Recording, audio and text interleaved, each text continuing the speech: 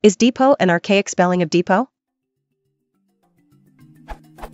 In several places in Mark Twain and C.D. Warner's novel The Gilded Age, the word depot is used. One such occurrence is the following.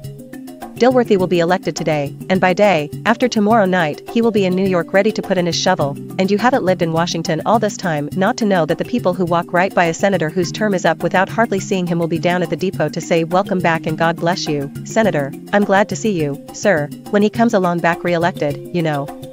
Is this an old way of spelling depot, or what is the story here?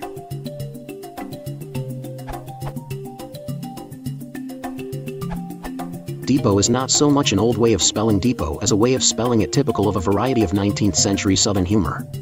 That variety of humor featured ersatz phonetic spellings in imitation of dialectical and vernacular pronunciations, or at least spellings intended to evoke a sense of such pronunciations by the fictional speaker.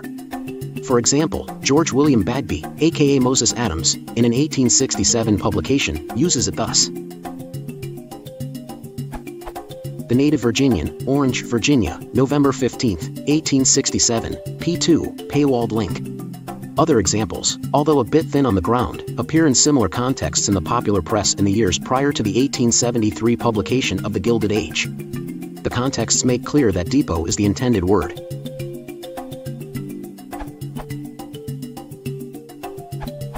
During Twain's time, there was an interest in simplifying non-phonemic English spellings. Twain was sympathetic to this movement and in fact was a member of the Simplified Spelling Board funded by Andrew Carnegie, although he doubted that gradual reforms would be able to gain widespread acceptance. Mark Twain on Spelling Reform, The Atlanta Constitution, April 22, 1906.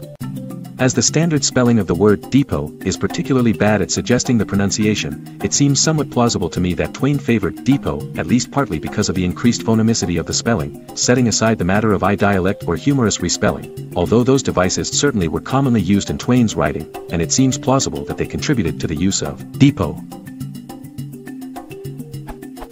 Mind, I myself am a simplified speller. I belong to that unhappy guild that is patiently and hopefully trying to reform our drunken old alphabet by reducing his whiskey. A Simplified Alphabet, 1899.